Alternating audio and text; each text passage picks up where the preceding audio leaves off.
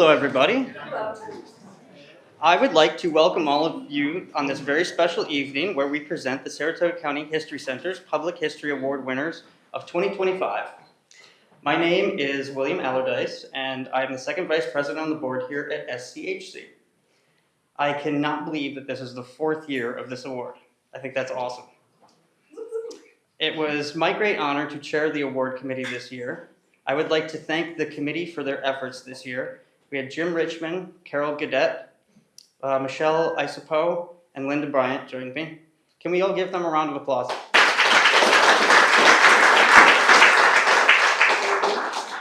Thank you. Choosing winners is not an easy task for those of you that think it is. I'd like to take you through a brief description of how we choose the winners.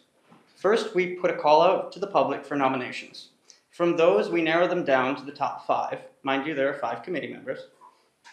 And we use a list of criteria that involves longevity in the field, original research, the variety of publications they've been in, the variety of contributions to the field of history, being that writing or presentations, etc. And finally, the extent of their community involvement and outreach. Each committee member then takes a nominee and we do a deep dive on them, usually discovering much more than what the nominator wrote about them. After about 2 weeks, we reconvene and we present our cases for each of these nominees. From there, we vote. This year, I'm pleased to say that Ann Clothier and Russ Dervoort are our winners. Congratulations to you both.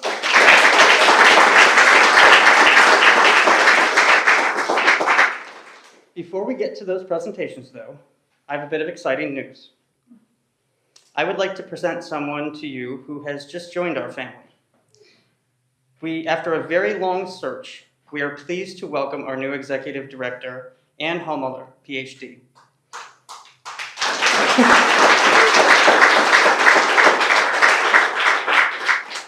Ann is a historian and museum professional with experience working at history, art, and natural history museums in New York, Paris, and Baltimore.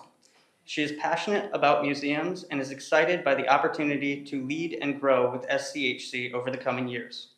She received her BA and MA in history from Johns Hopkins University in 2018. In August 2025, Ann completed a PhD in history and French studies at New York University following the defense of her dissertation, La Grande Retour, The Politics of Cultural Restitution in France, 1993 to 2022. And for those of you that are interested, I hear it's a phenomenal read, and I'm kind of excited to read it myself, so someday I hope I get to do that. We feel beyond lucky to have found her. It's only been a short time since meeting her, but if it is any indication of what our future is going to be, we are in for an incredible ride. Please welcome Ann Hollmuller.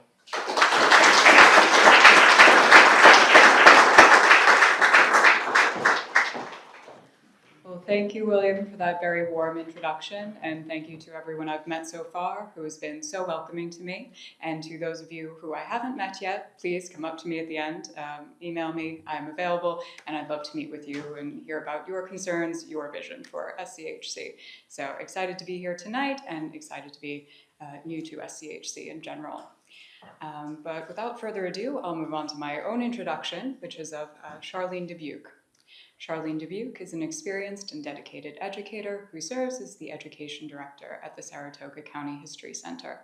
Charlene has over a decade of experience in teaching, with strengths in program and curriculum development, as well as in leadership, marketing, and project management. Her educational background includes both an MA and a BA in history centered on European studies, particularly World War II and the Holocaust. A longtime resident of Ballston Spa, Charlene is proud to serve the local community, both as a civic leader and through her work at Brookside. She first came to SCHC through an advertisement placed by Ann Clothier, looking for new museum teachers.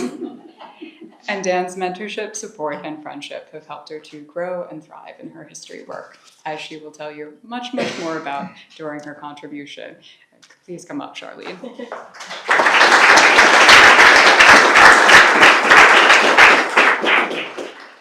Okay. All right. Good evening, everyone. It's a true privilege to stand here and introduce Ann Clothier for this award tonight. She's someone who just doesn't preserve history in the past, but she brings it vividly to life for our community. And I have to admit, when I was asked to introduce Ann tonight, I immediately froze up. And that's because Ann embodies so many amazing qualities. She's kind and helpful. She's humble yet confident. And let's be honest, she really, really knows her stuff. So, I thought, how do I do her justice? Am I going to be able to do her justice tonight? Because the truth is, Ann really does deserve this award. She gives so generously to our community, and I'm so honored to share her story and to celebrate her achievements with all of you. All right, let's see if this works. Yay! Okay. Thank you. So when preparing this, I asked myself, who is Ann? And I said, let's go right back to the beginning to find out. And Ann's family has been gracious enough to supply me with so many great stories, so many amazing photos. So when I first started here at Brookside, as I was learning some of our new programs, very common for me to contact Ann, maybe about a random picture or something I saw in a presentation. And I'd say, I can't find this photo anywhere in our collection. Who is this person? And what's the story as far as the topic goes? And of course, she'd usually reply, oh, that's just one of my old relatives. And of course, tell me their story and how it related to, the topic at hand. History is in Ann's blood, right? In fact, fun fact, if you don't know, her parents actually met here at Brookside. Uh-huh. In fact, she was born and raised in Corinth. In that home, right in that right-hand upper corner, a farmhouse that has been in her family for over 200 years. Okay. And Ann's mom, Rachel, also a well-known historian, and we also love to celebrate her for all of her contributions to Saratoga County too. And you can see Ann and Rachel together in that bottom left-hand corner. And look closely, because Ann does not look too happy, does she? No? Rachel told me that, believe it or not, Ann did not grow up liking old things initially. I know it's hard to believe. And that she wasn't always the history buff that she is now. And that she would actually cry and not want to stop at antique shops.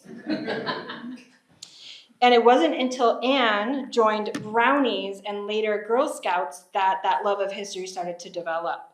And around this time, Ann became friends with Sharon and Pat Peck's daughter. So small community here, which is nice.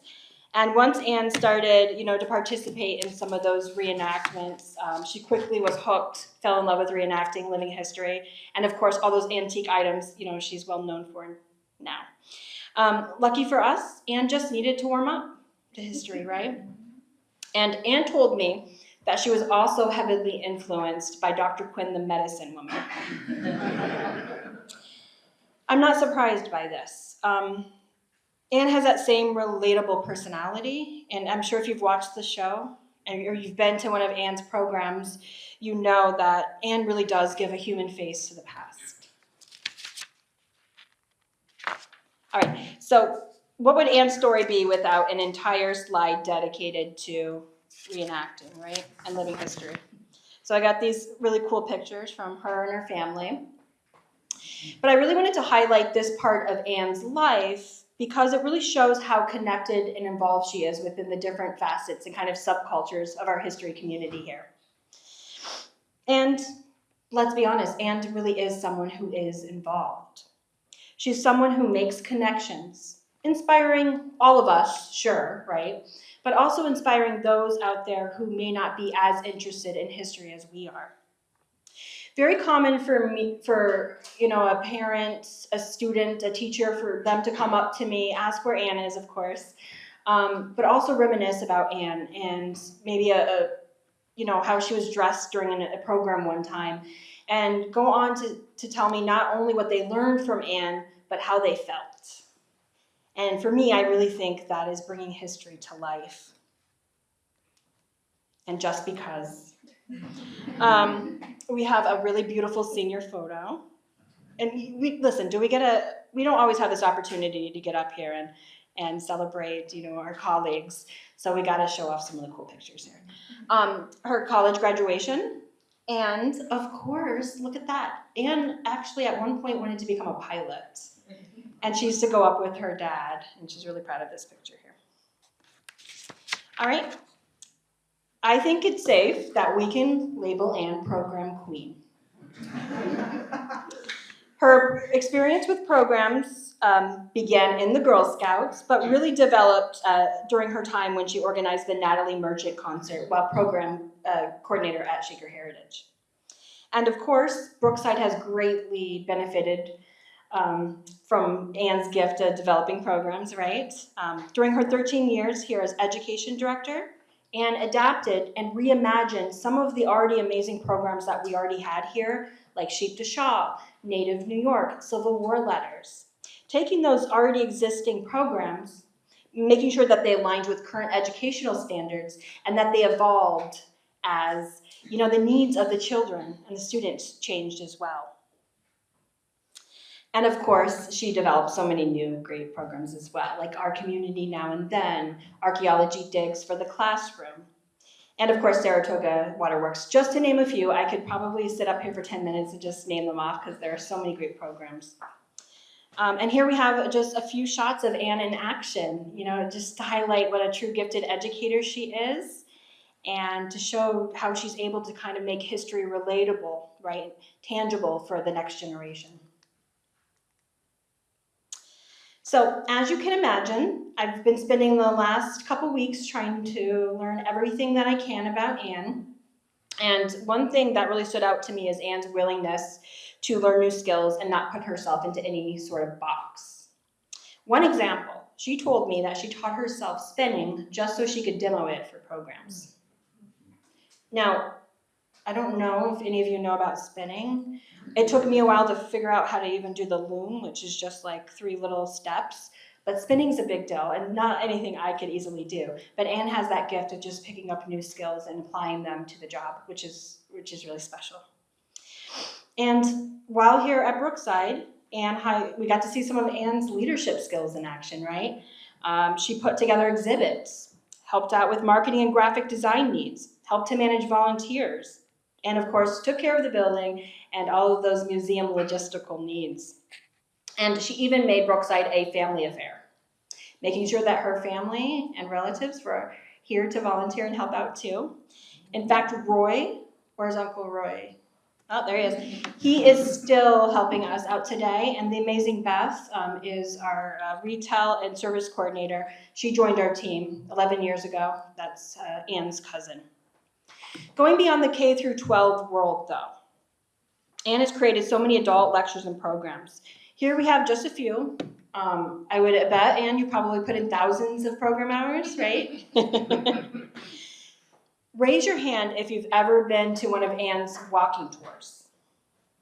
Okay, so a great example of, community engagement. Raise your hand if you've ever been to one of her quilting or sewing workshops. You got a glimpse into Anne's passion, textiles. All right, so I was listening to some of you talk before, this started during the reception tonight, and there were some common themes. I overheard some of you talking about how helpful Anne has been in the past, right? I've heard some of you talk about how you went to one of Anne's amazing programs, and I heard some of you talk about Anne's creativity, all right? Anne can take simple leftover items and find a program use for it. If you don't believe me, I have a whole bin of random things upstairs. Ever so often I'll say, "What is this?" And she knows exactly what it is and what it's used for. In fact, I had to do this, but I brought a prop.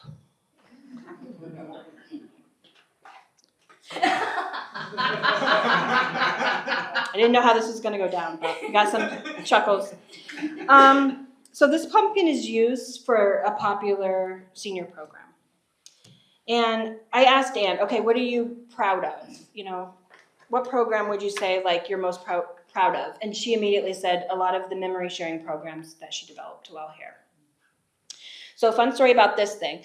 When I came on, this had gotten mixed up from its regular bin, its program bin. So I was like, okay, I kind of know what this is, but Anne, what am I going to do with this? And Anne said, imagine a simple item like this being used to spark a memory in Alzheimer's patients. Or maybe inspire two guests listening to your presentation to turn to each other, spark up a conversation, and then long after the program's done, all of a sudden they have a new friendship. A new friendship is sparked.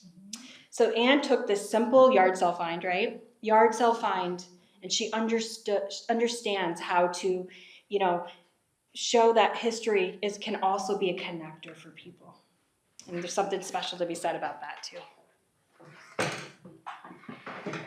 All right, less sad. We'll go a little, although that was kind of inspiring, I think. All right, so one of the qualities I personally admire about Anne, as someone who is a type A person, I need to work a little bit more on being adaptable. And I would say for sure that Anne is adaptable. I saw that firsthand when I used to go on programs with her. Something simple like, okay, it's raining. We have to take an outdoor program and shuffle 3 fourth grade classrooms inside really quickly. Or all of a sudden a school wants to add on a new class or change the grades up. Very adaptable. We really saw this play out during COVID, right? Anne was able to pivot and adapt to a lot of the challenges that many of us faced then, right? One example, Jim Richmond sent me those 2 pictures on the left, and the one with Anne waving and the one below it. He said that these are from the day that their team made a video of the British raid of 1780. Anne made it happen after her reenactment friends had to cancel the planned event during COVID. So she put it together at her house and pulled it off despite everything going on, which was really neat. And it's because Anne has a history of making things happen and getting things done, right? That reliability among all the other gifts really is what has made her a household name in our community. All right, so Anne has left Brookside, but lucky for us, she still collaborates with us. She still helps out here. She always answers my questions and offers words of encouragement. But now Anne builds amazing new student and adult programs as assistant to the Saratoga County historian, the amazing Lauren Roberts. Anne leads many of the Saratoga 250 initiatives and is particularly proud, as all of us are, of her work on the Women of the Saratoga campaign. Anne continues to pursue areas of interest like photography and, of course, 18th century medicine. To the right, you can see Anne presenting last March at a Women in Medicine and History Symposium in Pennsylvania. And if that isn't an impressive resume by itself, let's go ahead and add children's book author to the mix. Okay, if you haven't got your copy, make sure to connect with Anne for her new children's book, Overhearing History, A Revolutionary Saratoga Story. And word on the street is this title is just the beginning because it's the first book in a trilogy. So we're looking forward to the next 2 books that are going to come out. All right. So when I really look at this picture here, I think about how Anne's story really is just getting started. And with Anne, I'm sure that story is going to continue with purpose and heart, right? And maybe, just maybe, we're going to have 2 new little historians in the making, even if they do take a little while to warm up the way that Mom did. All right, I would now like to welcome up my mentor and friend, Anne Clothier. Please join me in thanking her for everything that she has done to further public history in Saratoga County and, of course, beyond. Congratulations, Anne.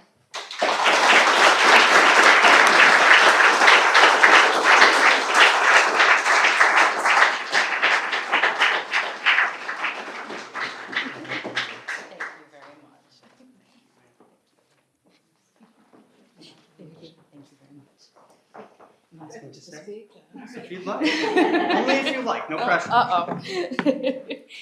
I want to thank everyone for being here this evening and for the committee. This is truly humbling, and I tried to say no when I was told. She totally did.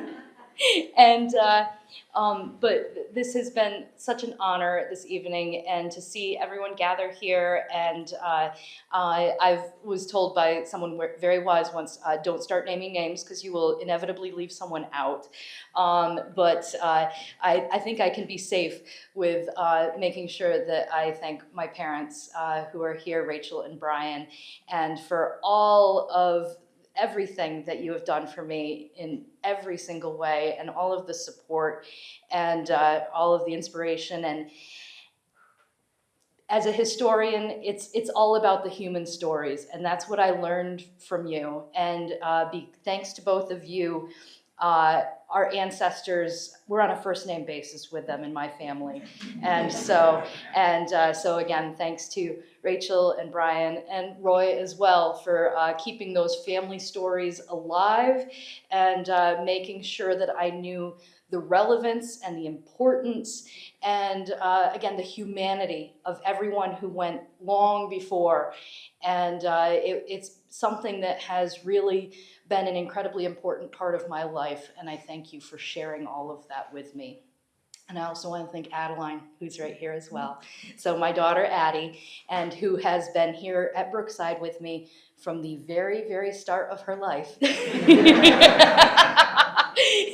And in all the various baby carriers that she has experienced over the through her first few years. Callie's not here tonight, and that means it's a much more peaceful evening for all of us involved. But you can see her there as well. So, but again, there are so many people here that I am so grateful for, and so thankful for your support, for everything that you have taught me, and all of the gifts that you have shared with me. And thank you so, so much.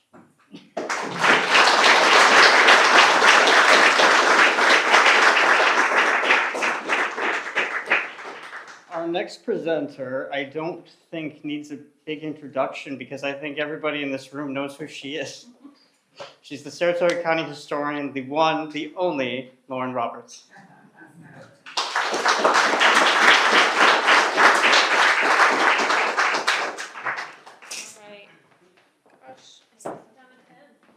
Yikes. You guys are putting trip hazards up here. Good evening, everyone. I want to first thank the organizers of this event. It was mentioned before, this is the 4th year. I think taking the time to honor those who share public history in our communities is so important. We see a lot of different types of awards around, but I think this may be the first time I've seen a public history award. And so for those that thought this up, that it is definitely a worthy award. There are so many people in our history community that we all benefit from, whether it is a program, a walking tour, an article, all of those things, the research that goes into it takes hours and hours. And when we finally present to the public, they don't actually see all of the time that went in before that. So for both Anne and Russ and all of the public historians here tonight, thank you for the work that you do. We all benefit, our communities benefit, tourism benefits from it because we have people that do public history, and especially in Saratoga County, they do it really well. So thank you for even having this event and for honoring public history. I am honored to have the opportunity to speak to you about why Russ Vandervoort is so deserving of the Public History Award.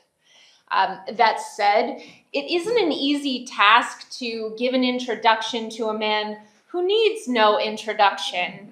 So I thought I'd relay a memory that I have of how I was introduced to Russ through email, which he's very adept at. When I heard he was appointed the Town of Waterford historian, as the county historian, I reached out to him as a new municipal historian in the county, welcoming him in, and he replied to me, and this is part of his response. "Thanks for reaching out. Yes, this is the best email contact. I prefer contact by email. Approximately 8 of 10 calls received on my home phone are from scammers, so I rarely answer it. If someone leaves a message, I'll call them back. But email just seems to work the best for me, and I monitor it frequently. I have a cell phone, not a smartphone. Even that gets mostly junk calls. I only carry it when I'm out. Email is the best. After that, I knew Russ and I would get along pretty well. This was the first of many chuckle-worthy email communications between Russ and I.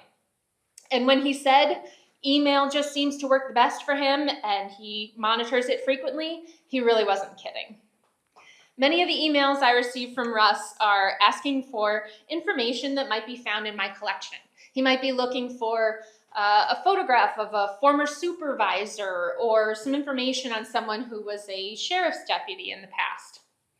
The other half of the time, Russ is usually looking for assistance on how to sign up for something online. Either paying his annual dues memberships, signing up for a conference, submitting a digital form. I know it's going to be a good email when the subject line reads, quote, laundry list. Or when the email begins, quote, Lauren, I haven't bothered you for a while. I did not want you to be thankful for that on Thanksgiving, so I have a couple of items. But in all seriousness, it has been a pleasure getting to know Russ over the last several years, and I really feel that he is a wonderful example of a dedicated public historian. So I know these are called the Public History Awards, but what is public history? How many of you have a definition in your head of what public history is? It's tough, right? Brad, you don't count. It's the most common question that I get, especially when someone like Russ gets appointed to fill the role of a town, city, or village historian. What am I supposed to do? What do municipal historians and public historians do? The answer isn't straightforward, and it's certainly nuanced. But what it comes down to is sharing the history of your community with residents and visitors alike in a collaborative manner. It's outside of academic history. However, you still have to do the research to make sure that what you're telling is authentic and accurate. But then in a collaborative way, you share those stories with your community. And although Russ was only appointed town historian in 2018, he has been a public historian for most of his life. The guidance given by the state for municipal historians is broken down into these 4 categories up here. That's pretty much all the guidance that we're given. And lucky for us, Russ excels in each of these areas. Russ was born and raised in Waterford and has lived there his entire life. I will stop short of saying Russ is Waterford history, but he certainly embodies the spirit of the community's history. He grew up with a strong sense of civic pride. As you see here, he started his service as a volunteer for the fire department at a very, very young age. And that's something that has continued for 60 plus years and counting. And of course, his strong family connections to both the Champlain and Erie canals. In describing them, he said to me, my grandfather and his 4 sons worked the Champlain Canal from Waterford to Whitehall from 1880 until it closed in 1918. His sons then continued on both the Erie and Champlain barge canals through the 1960s. I worked 2 seasons in the 70s. My ancestors not only worked the canal, but recorded and photographed many of their experiences. They kept logbooks on their vessels, and I had occasions throughout my life to walk sections of the old canal with them and hear them tell their stories over and over again. Sometimes I feel like I was there. And the great thing about Russ is that he has carried on those family traditions of great storytelling. And he's passing that on to future generations. All right, how many of you here tonight have walked along the canal with Russ? Lucky you. Lucky you. He is famous for his canal walking tours. I was privileged enough, I've been on a couple of them. Russ, I know you know the old Erie Canal song, and I just want to know if you totaled up all of the distance of all of the canal walks that you've given, would it have been 15 miles on the Erie and Champlain Canal? Maybe? At least, and probably more. Probably more. His stories are heartfelt and informative and humorous. And in the same way that his family stories made him feel like he was there, he extends that passion to the people that are on his tours and makes them feel like they were there too. You feel as though you can envision what the canal looked like in the 19-teens, or even before that. And Charlene talked about adaptability. Rain, sun, wind.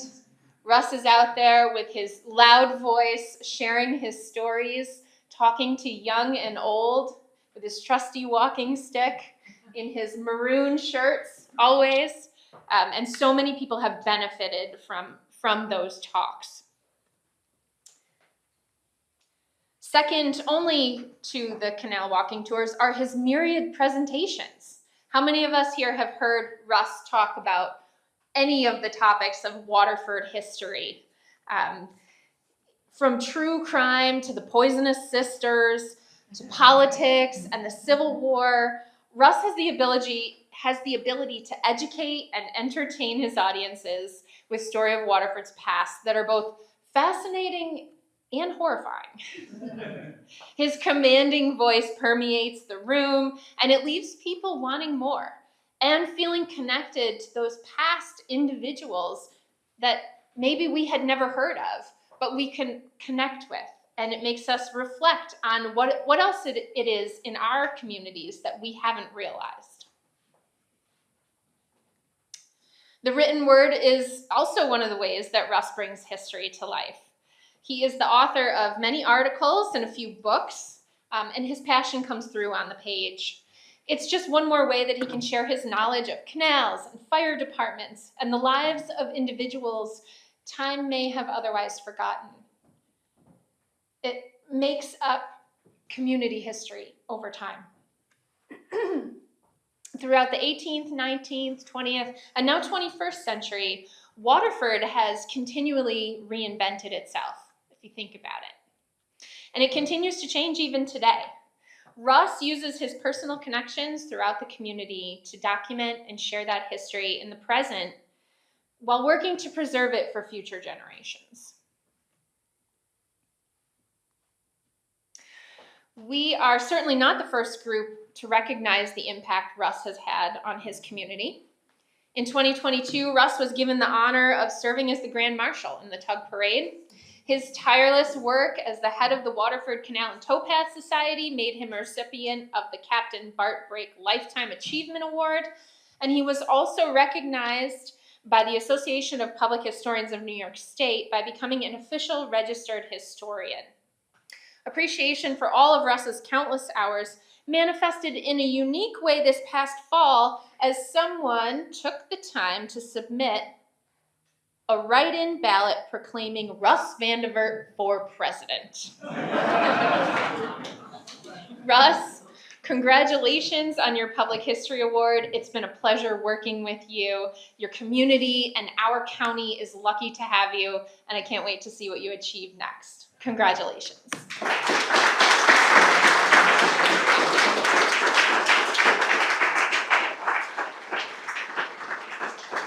Very nice.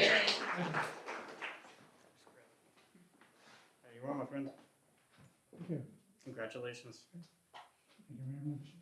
Thank you. You have some words for us? Very nice, Lauren. I appreciate that very much. I do bug Lauren quite a bit. Anytime I need something, I think I kind of go to her first, and she always answers up. She always takes care of me. Is Sean in the room?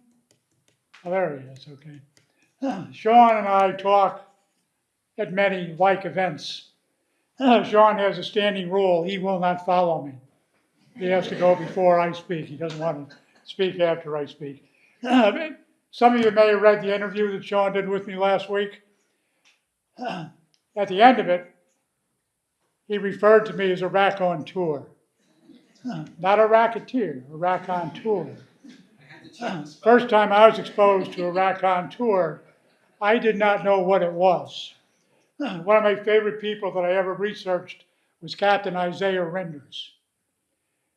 And when he died, they referred to him as a local raconteur. I had no idea what it meant. Probably most of you in the audience do know what it means. I didn't. A great storyteller.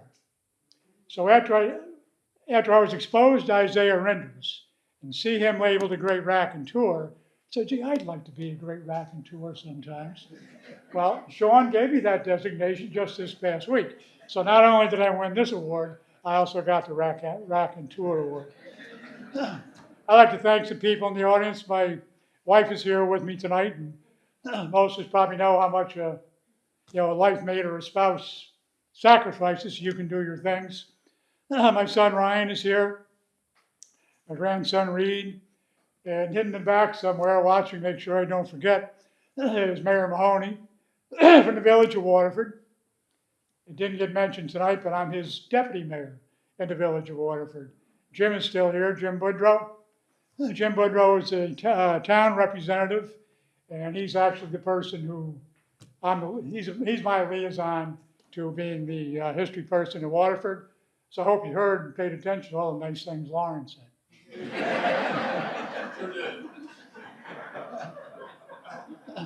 Jim has told me in the past, you take care of the water and the sewer as well, right? So he gives like 2 reports, the water and the sewer report being one, and the history report being the next.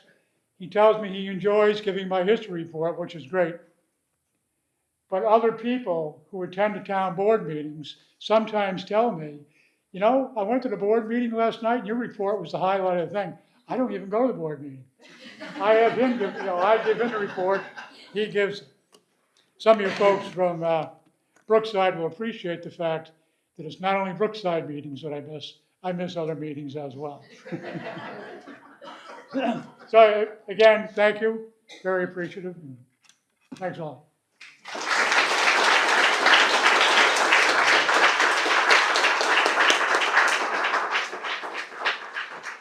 I just want to thank you all for coming and supporting both Russ and Ann, and for supporting history. I thank you very much. You guys have a good night.